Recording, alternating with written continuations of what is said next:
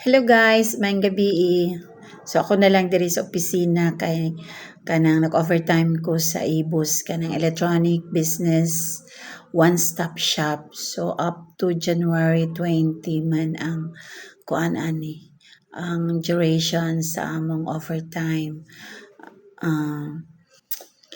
I-share lang na ako baka ganiha kung sa akong kanang na-experience kaganiha. Ay, anyway, ako naman lang po isa din eh. Nagulat naman lang ko sa mga endorsement, kanang i-endorse nga mga business application. So, mag-istorya-istorya una ta. Tahan ang akong buhok, may samot ni kakulot kaganiha. Basta ning kalkag og samot lagi ang inahan in town. Ani manggod guys, kanang mga ka-friends, anahitabo. Kaganiya ang paniud to dito mi sa among boss kay fiesta pod ilaha sa Senior Santo Niño man na ilahang chapel. So nagfiesta sila, nag-leave man ang among boss so dito mi naniud to. Unya kalit man lang kitawagan ko sa akong manghod nga babae. Di ay nagka-istorya-istorya na sila og sa ako pong manghod nga lalaki. Ang ako ding anak nga babae, ang akong second daughter nga among gihatod kagabi kay nag-overtime man pud ko kagabi after ko nag-overtime gihatod pud namo sa Mati kay mag-start naman ang klase kaganiha nag-start na ang klase kaganiha so gihatod sila sus kang akong manghod nga babae na nawag man nga ti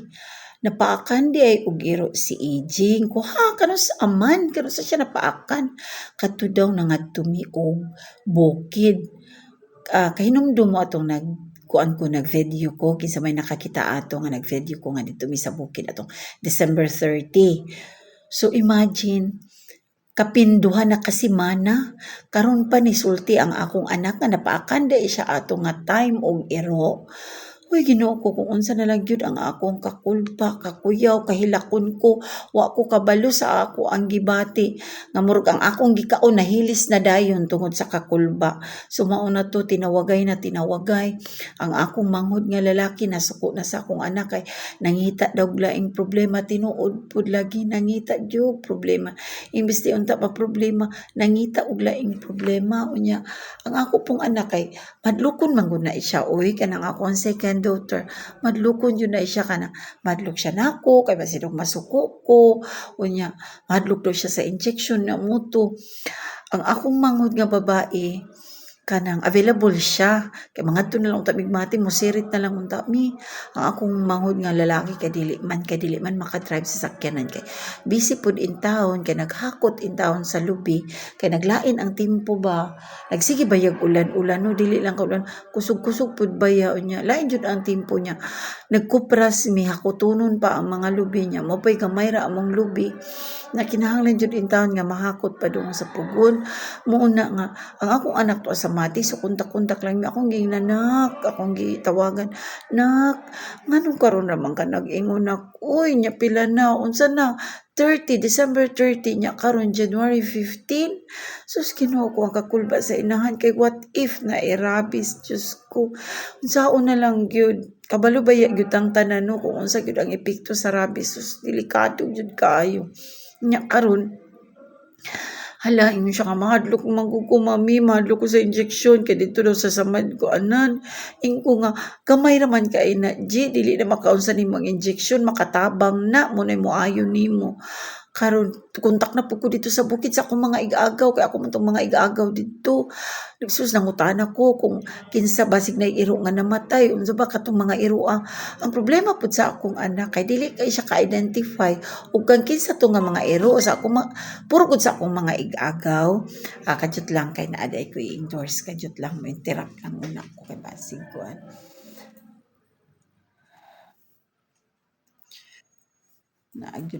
naagyud ko i-endorse.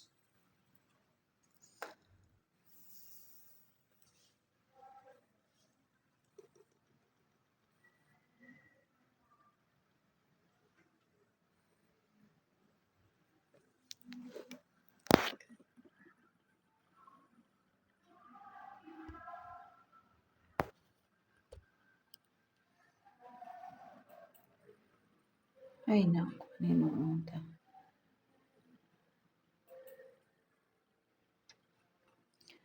Unya karon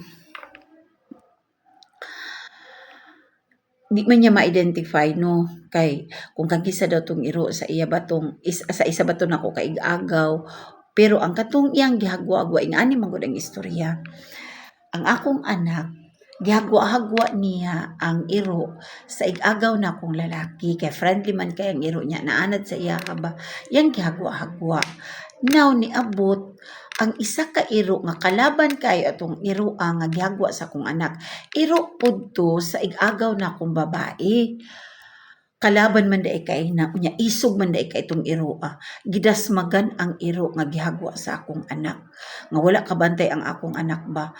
kanang na apsan man gyud ang iyang kamot kay nagunit gud siya sa iro no nga iyang gihagwa-agwa na apsan man gyud na wa siya kabantay ba na apsan ang iyang kamot. So napaakan daw amot og nakawrasan or napaakan basta kay dako kay ang naay samad diri na gyud diri nagbaglis ang pero samad jud siya nya karon kay nagpadala naman siya og mga picture inko nga naka-picture ka ana nya wa jud ka kasulti namon atong panahon na atong aktuha gyud nga napaakan ka daw kuno kay nahadlok siya may munta to kay na mahugasan masabunan o ana ba wa gyud na siya mosulti karon na gyud siya ni sulti kaganiha pa gyud siya ni sulti nagchat siya mami mo ni mo na naka sorry kaayo kay na ako'y isulti sa imo so ulahi na kaayo sus Ginoo ko pila na 2 weeks na more than 2 weeks na nakalabay basta kaya nga ako yung kuan di jud na ako ma-describe basta lagi ang akong gikaon dito nga lami nga mga pagkaon dito paniud tumurog nahilis lag pinalive kay tungod sa kakulba nya ni anhidayon ko sa opisina kay kanang lahi man gud kung data ra ato ang gamit kay magkaputol-putol siya kay may man diri sa office kay ang wifi kusog karon nanawag na ko dito sa bukid nangutana ko nga wa bay mga iro diha nga nagluyaw namatay nga na sus permero kay ang gitubag sa akong igagaw nga akong gitawagan kanya ingon man nga na daw sila iro nga namatay oy pinisamot ang akong kakuyaw basta kay perti na gyud na akong kuyawa ay kung unsa man na unsay kuan sa kuan iro siyang munik siya katiguang naman pudti kanang siguro tingod to sa iyang katiguang niya naaday sila lain pong iro nga kanang batan-on pa niya active to kaayo karon akong gibalik kag tawag akong anak kung unsa ba i-describe niya ningon siya nga dili daw tiguang dili daw tumaok lain daw katudong kanang anad kay sa iyaha unya ang katong isa katong iro pod sa akong igagaw nga babae muuto kay gamay man daw to pero isog lagi daw kaayo basta kay ang iro gud daw nga kanang gibugno nagtakiang gud daw kay isog gid daw kaayo muto nga ang iyang kamot lagi naapil karon ala sige nag-exchange sige nagyugo nagkukumahilo na diri tawag dito tawag ko sa akong mga manghod tawag na po ko dito sa balik sa akong mga igagaw tawag ko sa akong anak kay kinahanglan magpa-inject gud siya ora mismo adto gyud ayon dito sa kanang hospital ba sa Animal Bite Center sa kuan man na sa among hospital sa provincial medical center namo unya ang nakaapan kay ang akong kanang bayaw asawa sa akong manghod nga lalaki nga nurse naman dito na assign dili man pud maka-assist sa akong anak kay on duty man siya now kanang Friday pa po daw ang kanang mo cater og mga ingana kanang mapakan og mga iro naing ko nga diretso mo adto daw mo i-try daw dito sa kanang City Health Center nya may gani kay isa nako kay igsuon nga babae ang akong mangod nga babae naa pud gitawagan pud niya ang nurse nga iyang kaila nga taga Mati so naa daw mo tong giubanan sa ati sa ako ang kanang naa magud siya classmate akong anak nga ati-ati na nila ba mo to'y nagkuyog niya sige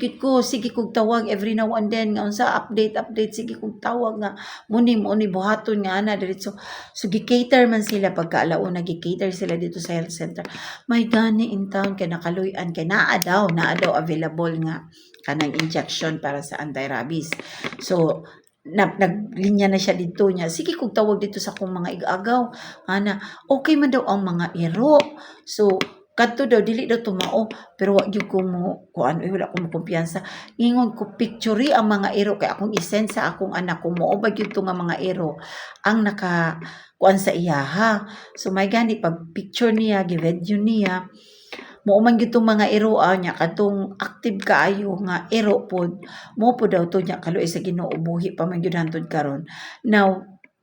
aningon pod ang akong isa ka ig-agaw nga babae katong tag-iya atong nakapaak nga iro nga bag-o lang po daw gi-injeksyonan og anti-rabies ang ilang mga iro last December na nagko. Ay salamat medyo nauli-ulian ko sa akong gibati niya. Balik na po kog tawag sa akong anak unya ingon man ang akong anak nga mami ingon ang doktor nga no need na daw nga injeksyonan kay buhi man daw ang mga iro unya nilampas na daw og 2 weeks. Ambot lang po dugon sa katinuod mo man gyud siguro na kay mo man gyud ingon sa doktor. So sa mga medical experts ingana gyud siguro kay kanang after daw 2 weeks unya walay nahitabo sa mga dog, wala daw maong sa abtik daw, meaning wala daw na rabies. So na nakampante ko unya labaw na nga niingon akong anak mami muog gyud na nga mga iro mami unya kay karon man gyud to gipicturean kaganiya gyud to gipicturean so active man gyud kay kaluoy sa Ginoo. So pasalamat na lang jud ko Lord, salamat jud kaayo nga ingana nga ang ako man lang na kuanan kay ang akong anak ba karon lang gyud ni istorya what if nga namatay tong mga iro niya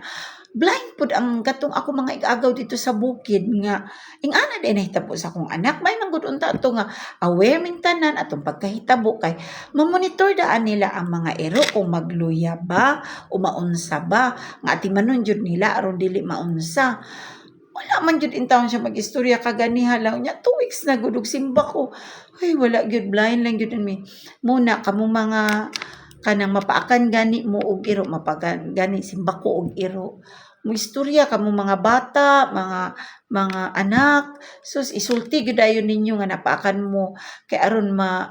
kuan gani madali makuanan jud nato ay na lang gyud na ninyo una ang kasakit sa injection kay mo jud na siya para gyud ta magapan kay lisod kaayo ang rabies kay namurog wala baya kung late na gyud kaayo wala gyud ma-save ana.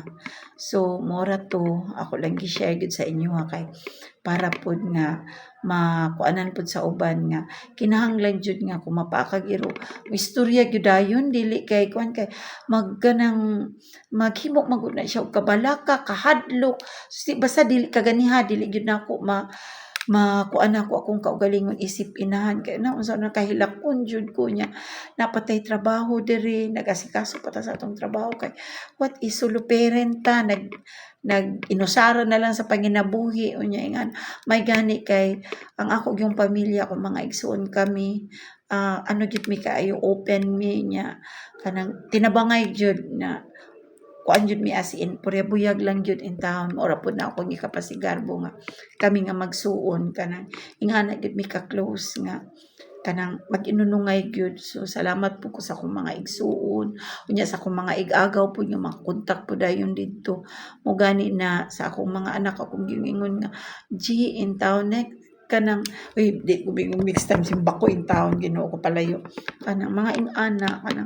kanang dili gani kanang maghadlok-hadlok unsa man pud ko siguro hadlok sila sa ako aba nga